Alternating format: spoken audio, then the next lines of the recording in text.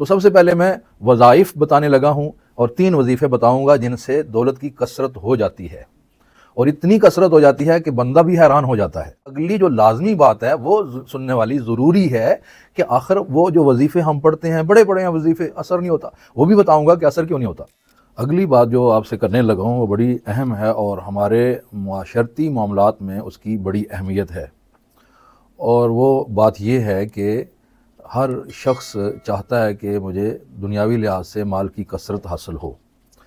तो इसमें जो चीज़ें अगले बयान में अहम आ रही हैं, मैं उनको यहाँ पे सामने लिखना चाहूँगा ताकि आपका जहन उन सब की तरफ मुतवज्जे हो जाए और हम पूरी बात समझने के लिए अपने जहन को तैयार कर लें। तो इन अगली जो बातें हैं उनमें सबसे पहली चीज़ ये बताना चाहता हूँ कि रिज़्क़ भी नेमत है, और दूसरी बात जो आपसे करनी है वो है माल की फजीलत।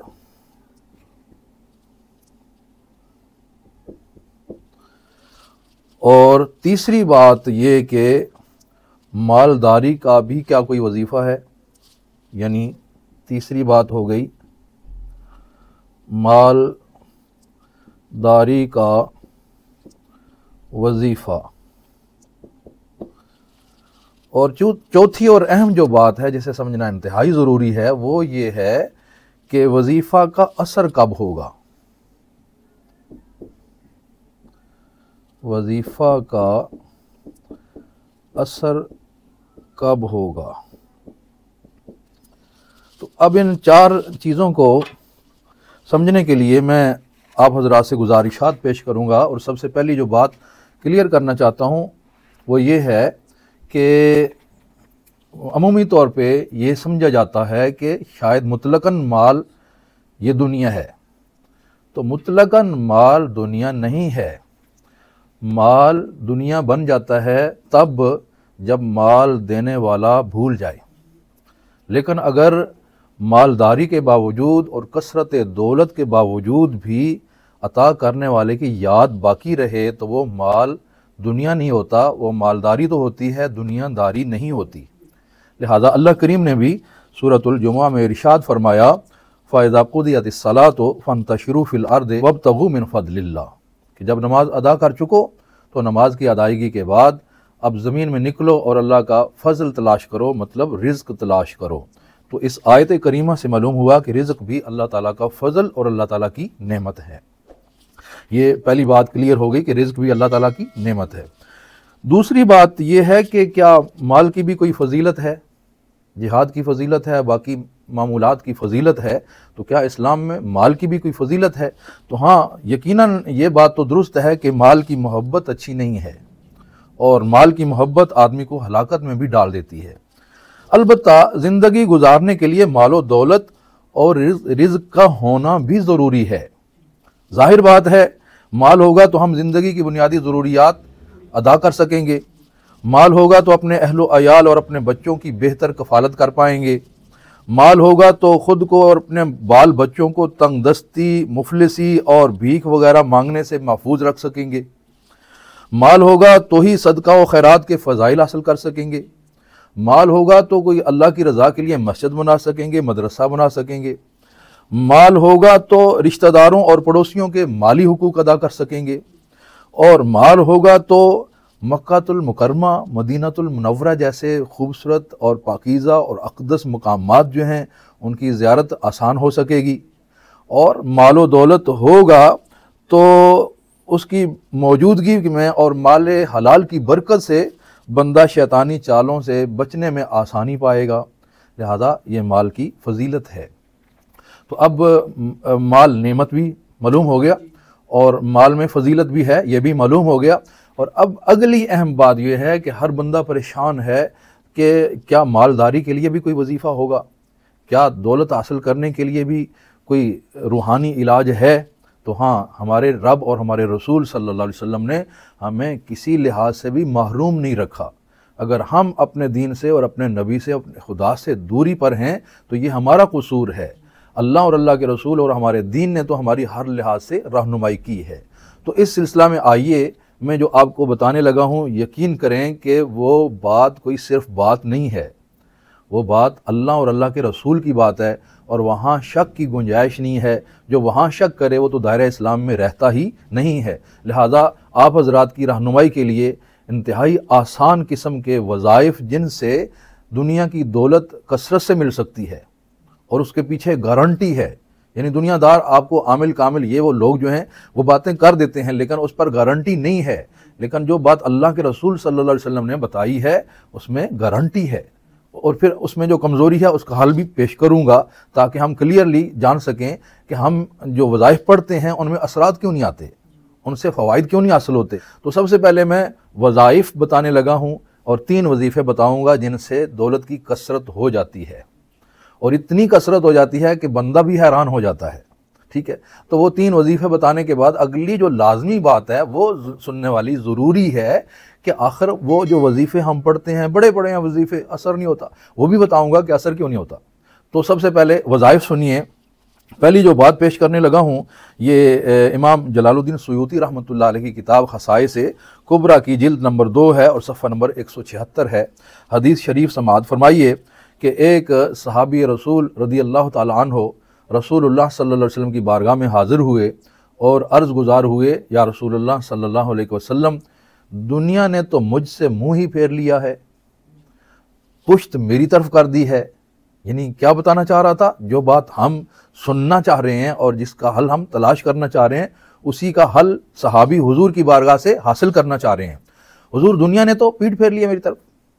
तो नबी करीम सल्लल्लाहु अलैहि वसल्लम इस पर नाराज़ नहीं हुए बल्कि आका करीम अलैहिस्सलाम ने नवाज़िशात से मालामाल फरमाया। हुजूर अकरम सल्लल्लाहु अलैहि वसल्लम ने इरशाद फरमाया कि तस्बीह मलाइक और तस्बीह खलाइक क्यों नहीं पढ़ते, तस्बीह मलाइक और तस्बीह खलाइक क्यों नहीं पढ़ते। तो अब फिर इरशाद फरमाया वबिही युरज़क़ून, और वो जो तस्बीह मलाइक है और जिसे तस्बीह खलाइक फरमा रहे हैं, फरमाया इसी के ज़रिए रिज़्क़ दिया जाता है। तो अब बताएं कि हुजूर बयान फरमा रहे हों तो उस बात में कोई शक नहीं हो सकता। लिहाजा यकीनी बात है कि जो हुजूर अकरम सल्लल्लाहु अलैहि वसल्लम बात बताने लगे हैं वो बिल्कुल यकीनी है और उस अमल की वजह से ही रिज़्क़ मिलता है। तो सुनिए क्या इरशाद फरमाया। सहाबी को तो नहीं पता था तस्बीह मलाइक क्या है और तस्बीह खलाइक क्या है। तो आका करीम अलैहिस्सलाम ने इरशाद फरमाया, जब फजर तुलू हो जाए ना, यानी इस तरह आप समझ लें कि फ़जर की नमाज ही समझ लें, जब फजर तुलू हो जाए ना तो 100 बार सिर्फ, यानी ना तो गिनती बहुत ज़्यादा है और ना ही आगे वजीफ़ा 2 सफ़हात का है। आप वजीफ़ा सुनेंगे तो हैरान होंगे कि ये तो आम सी बात है, लेकिन हमारे नज़दीक आम होगी, लेकिन जब हम उस पर यकीन रख के अपने रसूल सल्लल्लाहु अलैहि वसल्लम की बात को यकीनी जानकर करेंगे तो यकीनन रिज़्क़ के दरवाज़े खुलते नज़र आएंगे। फरमाया हुज़ूर अलैहिस्सलाम ने कि सुबह फजर हो जाए तो 100 बार ये पढ़ना है, सुबहानल्लाह व बिहम्दिही सुबहानल्लाहिल अज़ीम अस्तग़फिरुल्लाह। आप अंदाज़ा लगाएं कि ये कितना आसान काम है। सुबहानल्लाह व बिहम्दिही सुबहानल्लाहिल अज़ीम अस्तग़फिरुल्लाह 100 बार पढ़ना है। तो अब उस सहाबी ने जो हुजूर ने बताया पढ़ना है, तो आगे इरशाद नबवी ये भी सुन लें कि फिर क्या होगा। फरमाया ताती का दुनिया सागिरा, जब तू इसका आमिल हो जाएगा ना तो दुनिया जो पीठ फेर के जा रही है ना वो जलील होके तेरे कदमों में आएगी। अंदाज़ा लगाएं कि हम अपने नबी सल्लल्लाहु अलैहि वसल्लम की बारगाह से खैरात हासिल करने में कितने दूर हैं। तो हुजूर ने फरमाया दुनिया जलील होकर, सागिरा जलील होकर तेरे कदमों में आएगी। तो फिर क्या हुआ, वो फरमाते हैं सहाबी कि मैंने ऐसा किया तो माल इतनी कसरत से आया, माल इतनी कसरत से आया, वमा अदरी ऐना अदउहा, मैं समझ नहीं पा रहा था रखूं कहाँ। तो कितनी अहम बात है। तो अब एक वजीफ़ा हो गया, इसमें भी बड़ी आसानी है, लेकिन आगे जो वजीफ़ा आ रहा है वो इससे भी कहीं आसान है और वो भी समाअत फरमाइए कि ये जो बात है ये हज़रत साहल इब्न साद साइदी रदी अल्लाह अन्हु वो रवायत फरमाते हैं कि एक मरतबा एक शख्स बारगाह रिसालत माब सल्लल्लाहु अलैहि वसल्लम में हाज़िर हुआ और अपनी तंगदस्ती और मुफलिसी की शिकायत की, फ़क्र और गुर्बत की शिकायत की। तो रसूल अकरम सल्लल्लाहु अलैहि वसल्लम ने इरशाद फरमाया कि इज़ा दखलतल बैता फसल्लिम इन कान फ़ीह अहद, कि इस गुर्बत का हल क्या है। जब तुम अपने घर में दाखिल होते हो, घर में आना जाना है कि नहीं, हम सब ने अपने घरों में आना भी होता है, जाना भी होता है। तो आना जाना ही हम हुजूर के इस इरशाद के मुताबिक कर लें तो आना जाना तो है ही, उसके साथ दौलत का आना जाना भी हो जाएगा। तो हुजूर ने फरमाया घर में दाखिल हो तो क्या करो, अगर कोई घर में बंदा है तो फसल्लिम, उस पर सलाम करो, यानी जाके उसे कहो अस्सलामु अलैकुम व रहमतुल्लाहि व बरकातहू, अगर कोई है तो। अगली बात, और आप इससे अपने अकीदे को भी मजबूत कर सकते हैं, फरमाया व इन लम यकुन बिही अहद, अगर घर में कोई ना हो तो फिर क्या करें, फरमाया फसल्लिम अलैया, फिर मुझ पे सलाम कहना। तो इससे मालूम हुआ कि हर आशिक के घर में हुजूर रूहानी तौर पर मौजूद हैं। तो हुजूर ने फरमाया सलाम करना है घर वालों पर, और अगर कोई भी नहीं है तो फिर अस्सलातु वस्सलामु अलैका या रसूलल्लाह पढ़ लेना है। तो ये पढ़ लेंगे, और उसके साथ और क्या करना है, यानी घर की एंट्री के साथ आपने सलाम करना है, ये एक बात। और दूसरी बात यह है वक़रा कुल हुवल्लाहु अहद, और सूरत इखलास पढ़नी है, सूरत इखलास पढ़नी है। अब सवाल यह है कि सूरत इखलास कहीं 1000 बार तो नहीं पढ़नी। तो आका करीम अलैहिस्सलाम ने फरमाया नहीं, मर्रतन वाहिदा, मर्रतन वाहिदा, सिर्फ एक बार। वो कौन सा मुसलमान है जिसको सूरत इखलास नहीं आती, जिसको कुल हुवल्लाहु अहद सूरत नहीं आती? कौन सा मुसलमान है? कोई ऐसा नहीं है। तो हुजूर अकरम सल्लल्लाहु अलैहि वसल्लम ऐसा कोई वजीफा नहीं बता रहे जिसे याद करने के लिए 6 माह लग जाएं और जिसकी ज़ेरो ज़बर दुरुस्त करने में भी कारी के पास जाना पड़ जाए। हुजूर फरमा रहे हैं एक तो घर दाखिल होते हो कहना है अस्सलामु अलैकुम, और उसके बाद कहना है कुल हुवल्लाहु अहद एक बार पढ़नी है, बस इतना वजीफ़ा है। तो हुजूर सल्लल्लाहु अलैहि वसल्लम ने जो ये वजीफ़ा अता फरमाया, तो अब सहाबी दोबारा हाजिर हुए तो उनका बयान ये है कि इस वजीफ़ा की बरकत से अल्लाह ताला ने इतना रिज़्क दिया, इतनी दौलत की बरसात की, हत्ता अफादा अला जीरानिही, कि उस सहाबी ने अपने आप पे ही अखराजात नहीं किए, अपने पड़ोसियों और रिश्तेदारों में भी माल तकसीम करना शुरू कर दिया। अंदाज़ा लगाएं कि हम इससे कितने दूर थे ना। तो आप तमाम अहबाब से गुजारिश है कि अपने नबी सल्लल्लाहु अलैहि वसल्लम से जुड़ जाएं, तो फिर दुनिया का क्या काम है जो आपके कदमों में ना आए, तो वो भी हाजिर होगी। तो ये 2 वजीफ़े हुए। ये वजीफ़ा तफसीर कुर्तुबी में लिखा है सूरत इखलास की, जो उन्होंने तफसीर की है उसमें, और जो मेरे पास अरबी की जिल्द है 24 नंबर जिल्द है, उसका सफ़र नंबर 566 है। तीसरा वजीफ़ा इससे भी शायद आसान है, और वो कुरान पाक की सूरत नूह से है। अल्लाह करीम ने वहाँ इरशाद फरमाया कि जो बंदा इस्तिग़फ़ार कसरत से करे। इस्तिग़फ़ार क्या है? अस्तग़फ़िरुल्लाह रब्बी मिन कुल्लि ज़ंबिन व अतूबु इलैह।